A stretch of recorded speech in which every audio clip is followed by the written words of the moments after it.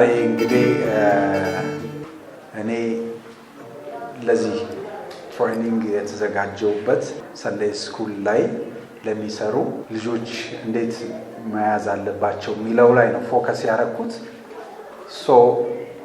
እንግዲህ ስልጠናው ለወላጆች ሲሰጥ ለፕሮፌሽናሎች ሲሰጥ ደግሞ እንደዚህ በሳምንት አንዴ ኦር አልፎ አልፎ ለሚያገኙና ለጥቂት ጊዜ መያዝ ለሚችሉ ሰዎች የሚሰጠው የስልጠና ደብዙ ጥልቀቱም ቢሆን ታውቁ የሚገባው ነገር ስለሚለያይ አሁን ለእናንተ ስፔሲፊክ ቴለርድ የሆነ ነው ለዚህ ግሩፕ ማለት ነው።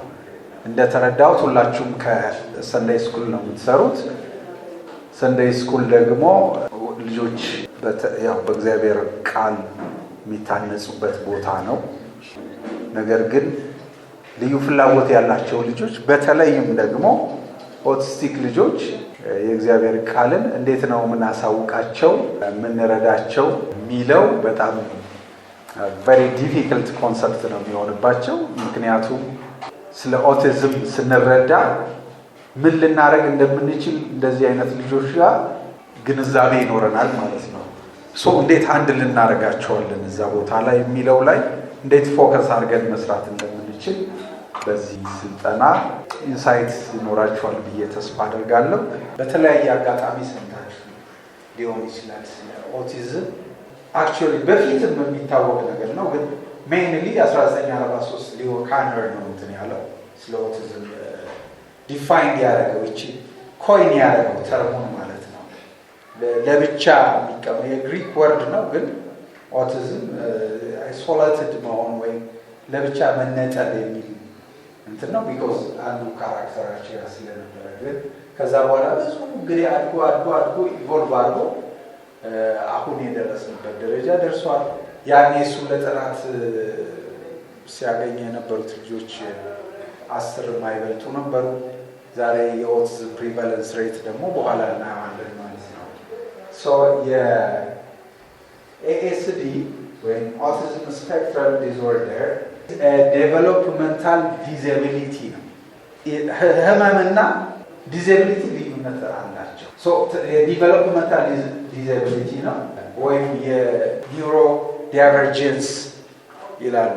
ያ ምን ማለት እንደሆነ ዲቴል እናያለን። ግን እንደ ሜንታል ኢልነስ አይደለም። የዴቨሎፕመንታል ዲዛቢሊቲ ነው። ዴቨሎፕመንት ኢን ተርምስ ኦፍ ስፒች ሊሆን ይችላል። አንዳንድ ሰው ንግግሩ አይደል በደንብ ካላደገ ዴቨሎፕመንታሊ ኢን ተርምስ ኦፍ ስፒች ዴቨሎፕ አላረገም እንላለን። በስሜት ሊሆን በቋንቋ ሊሆን ይችላል።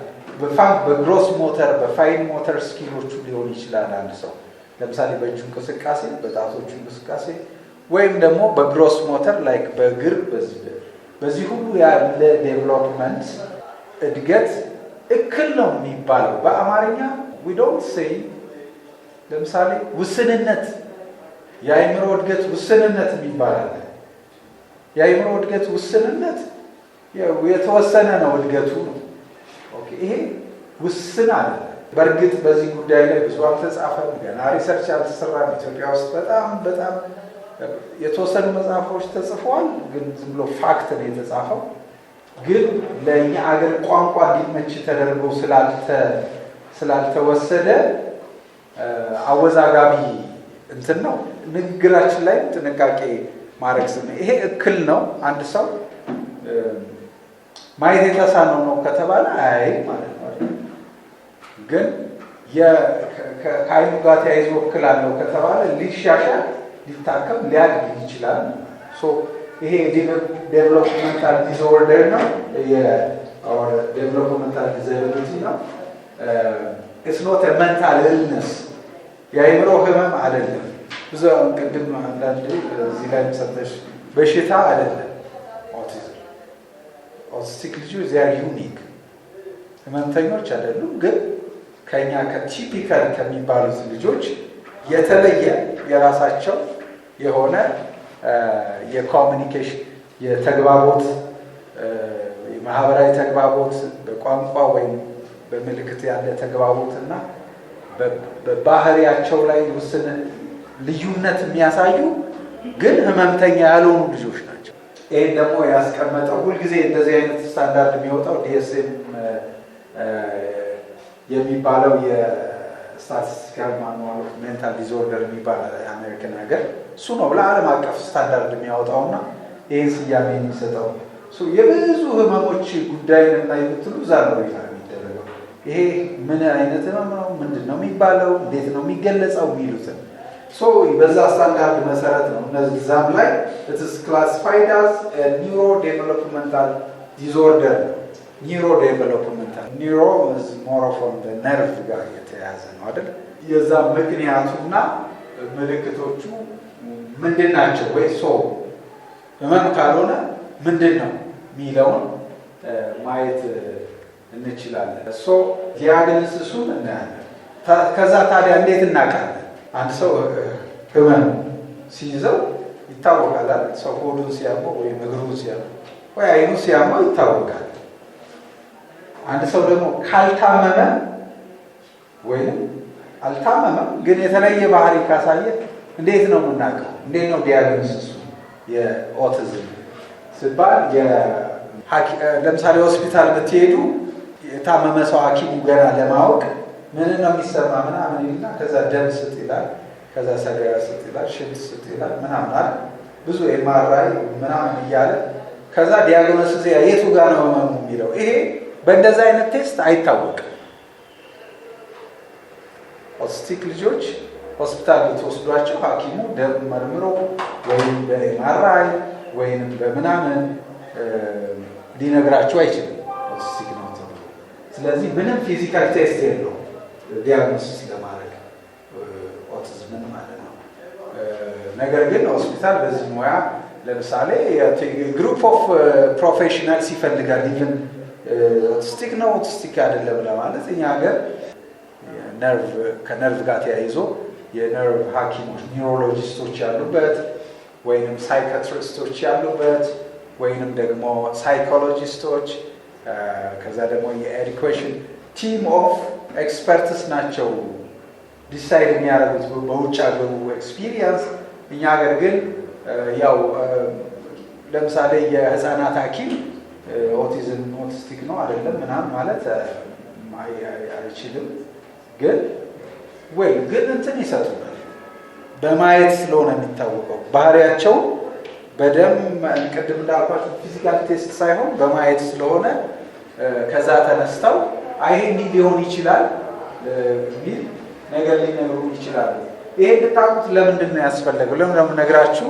ቢኮዝ ሳንዳይ ስኩል የሚመጡ ልጆች ውስጥ በጣም የተለየ ባህሪ ያለው ልጅ ስታዩ እናንተ እንትን ነው ብሎ ሌብል ማድረግ አይቻልም። ማንም ሰው አይችልም። ሌጋሊ ትክክልም አይደለም። ግን ለወላጆች ቀስ ብላችሁ ትንሽ የተለየ ባህሪ ያሳያል። ስለዚህ ምናልባት አሁን በኋላ ታዩና እንደዚህ አይነት ባህሪ ያላቸው ልጆች ስታዩ ነው በጣም ስሙዝ በሆነ በጣም እንትን በሆነ እንደው ትንሽ ለየት ብሏልና ብታሳዩት ሆስፒታል ሪፈር ብታረጉት ነው የምንለው። አስተማሪ ብንሆን ሳንዳይ ስኩልን ልጆች ጋር ብንሰራ ቢኮዝ እኛ ሐኪሞች አይደለንም ምናምን አይደለንም መወሰን አንችልም ስለ ልጁ ያለበትን ደረጃ እና አንዱ ጥንቃቄ የሚያስፈልገው ያ ነው። ሪፈረንት ትንሽ ከልጆቹ ለየት ይላል። የምናያቸውን ባህሪዎችን እናገርና ካራክተሪስቲክሶቹን ስናይ ይሄ ነገር ይታያል። እስቲ ያሳዩት ታኪንቱ እንትን የካቲት 12 ነው ብዙ ጊዜ የሚወስዱት እዛ ስፒች ቴራፒ አለ ተብሎ ስለሚታወቅ እነሱ ደግሞ ያው ልጆች በንግግር መዘግየት ስለሆነ አንዳንዴ ስታዩ ላይናገር ይችላል። ልጅ ከእድሜዎቹ አቻዎቹ አንጻር እየተናገረ አይደለም ብላችሁ ለወላጆች ስትነግሩ ያው የሚወስዷቸው በመንግስት ከሆነ የካቲት 12 ሊሆን ይችላል። አሁን ሌሎች ቦታ ይችላሉ። ኤኒዌይስ ግን እናንተ ያለባችሁን ኃላፊነት ነው እንትን ነው አይባልም። ይሄ ኦቲስቲክ ይመስለኛል ዳውን ሲንድሮም ነው ይሄ ምናምን ነው ማለት አትችሉም። እኛ አንችልም ራይት የለ ግን ደግሞ ልጆቹ በጊዜ ወላጅ አውቆ ተገቢውን ክትትል እንዲያደርግላቸው ግን ሰጀስት ማድረግ እንችላለን። ምን ብለን ትንሽ የተለየ ባህሪዎች ምናምን እና አይበታለሁ እና ብላችሁ አድቫይዝ ለማድረግ ማለት ነው። ሶ ዲያግኖሲሱ ብዙ ጊዜ አሁን ባለው እንትን ከ12 ወር ጀምሮ ወይም 1 ዓመት እንደሞላው ጀምሮ ሳምታይምስ 6 ማንዝስ ምናምን ይላሉ። በተለይ እናቶች ሲያጠቡ ልጃቸው አይ ኮንታክት አለ ወይ ሪአክት ያደርጋሉ ልጅ ስማይል ያደርጋሉ። ከዛ ጊዜ ጀምሮ በደንብ መከታተል አለባቸው ነው የሚባለው። ግን ፕራክቲካል ተርምስ 3 ዓመት ላይ ጥሩ ነው በደንብ ለመለየት ከ3 ዓመት ያነሱትን ጃጅ ማድረግ አንዳንዴ ስለሚያስችል 3 ዓመት ላይ ግን ምን ይሆናል? ለምሳሌ በደንብ ንግግር ማማ አባባ ምናምን ይል የነበረ ልጅ ኦል ኦፍ አ ሳደን ሻተር ሊያደርግ ይችላል። ቋንቋ ሊጠፋበት ይችላል። ሶ እንደዚህ አይነት ዲክላይን ካረገ ወይም ወደኋላ ሪግሬስ ካረገ ምናልባት ሲምፕተሙ በትክክል የኦቲዝም ጋር ተያይዞ ሊሆን ይችላል ተብሎ ይገመታል። ምክንያቱም አንዳንዶቹ እንደዛ ነው። አንዳንዶቹ ሲጀመር ጀምሮ ንግግርም ቋንቋም ተግባቦት የላቸው። ተግባቦት የግድ እንትን ማውጣት ብቻ ሳይሆን አይ ኮንታክት አይን ላይ ማየት የሰው አይን እንደዚህ ለእነሱ ቬሪ ዲፊከልት ነው። አንዱ ቶሎ መለያ ከዛ ስትጠሯቸው ዘይዶንት ሬስፖንድ አይመልሱላቸው። የህፃናት በስማቸው ስጠሩ ይመልሳሉ። እንደዚህ አይነት ነገር ስታዩ እሱን ደግሞ ማረጋገጥ የሚቻለው 3 ዓመት ከሞላ ቢኮዝ የ2 ዓመት ልጅ ለስሙ የ1 ዓመት ልጅ ለስሙ መልስ ላይሰጥ ይችላል። which is developmentally ትክክል ሊሆን ይችላል። ለዚህ ነው ትንሽ በደንብ የምንለየው 3 ዓመት ላይ ጀምሮ ነው የምንለው። ቢኮዝ 3 ዓመት ላይ ልጆች ኤክስፔክት ይደረጋሉ የተወሰኑ ቃላቶች ሊያወጡ፣ አይ ኮንታክት እንዲኖራቸው፣ ለስማቸው ሲጠራ መልስ እንዲሰጡ እንሶ ማለት ነው። ሶ ግን it begins from age 12 to lifetime ሊቀጥል ይችላል ማለት ነው። ሲጀመር ግን የእያንዳንዱ ልጅ ደግሞ ስፔክትረም ነው። ቅድም ያልኳችሁ የዲኤስኤም ኦቲዝምን በ3 ካታጎሪ ነው የሚከፍለው።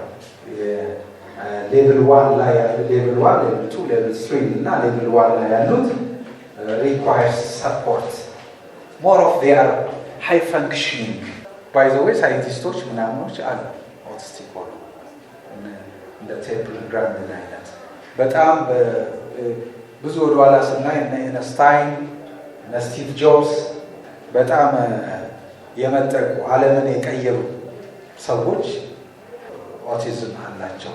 እነሱ የሌቭል 1 ላይ ነው የሚያስቀምጧቸው።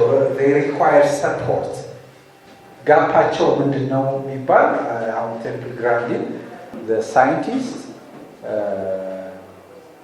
እንደዚህ እንደኔ ብዙዎቻችን ነርቨስ እንሆናለን ሰው ስንቆም፣ ግን እሷ በጣም she has still አላት so she needs squeeze መደረግ ምናምን ትፈልጋለች።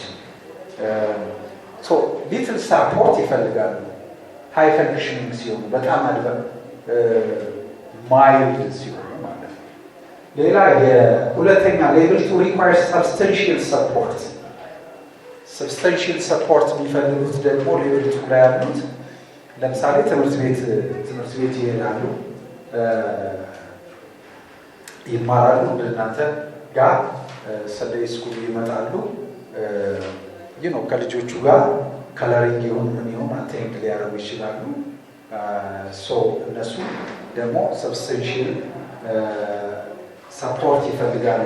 አሁን ከድጋፍ ዲኤስኤም 5 ያስቀመጠው ምንድነው ከሚያስፈልጋቸው ድጋፍ አንጻር ነው። ሌቭል ሰፖርት ሰብስታንሺየል ሰፖርት እና requires very substantial support የሚባሉት ሌቭል 3 ያሉት ደግሞ ኢንክሉሲቭ ኤዱኬሽንም ይቸግራቸዋል። ስለዚህ የት ነው ያሉት?